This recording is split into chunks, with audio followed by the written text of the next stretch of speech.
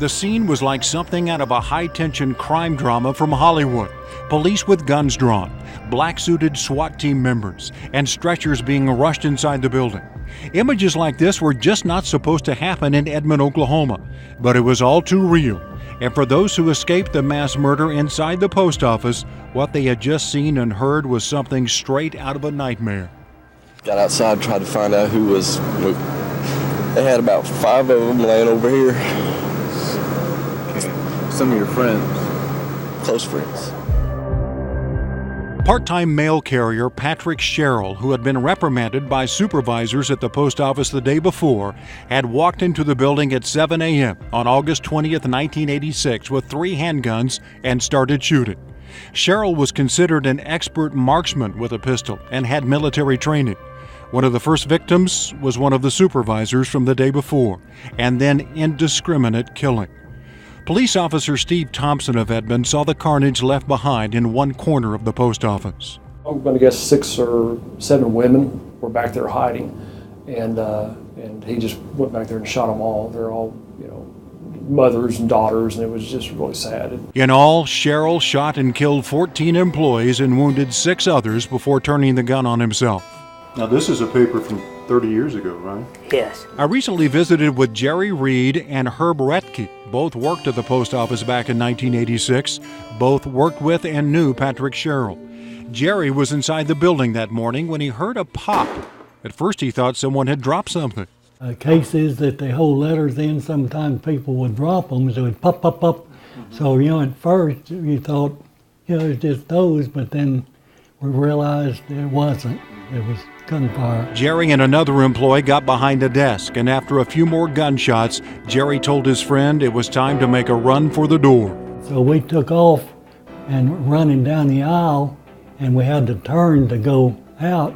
And just as I got there, I just kind of glanced back, and Pat Sherrill was right there, just getting ready to come down that aisle. If we'd have hesitated 30 seconds or a minute, I wouldn't be here. As it turned out, Jerry saw the gunman as he was seeking out his last victims. And then Billy Miller, he was down, hookered under the case. Pat Sherrill shot him there. And then Lee Phillips, he was in the break room under a table. Pat Sherrill come in there and shot him, and then went out in the middle and killed himself.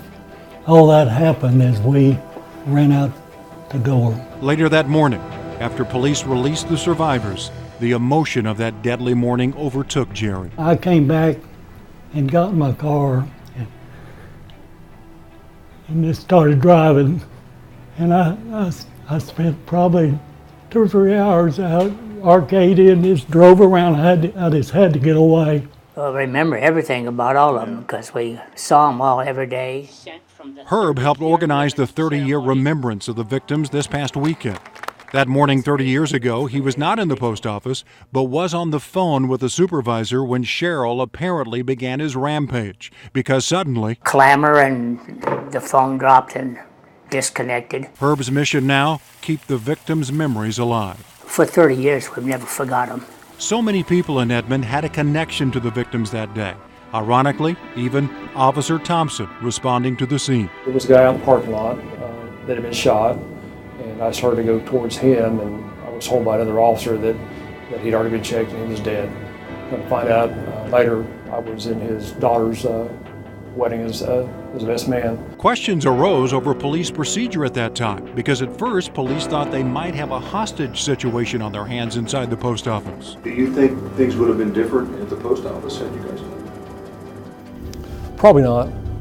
As we arrived, it was all done, but it would have been the response that you would see today. That little Patty here was a sweetheart. For survivors like Jerry, who remember the 14 friends they lost that morning, it's been faith that has helped ease the pain and the burden of what they saw and heard 30 years ago.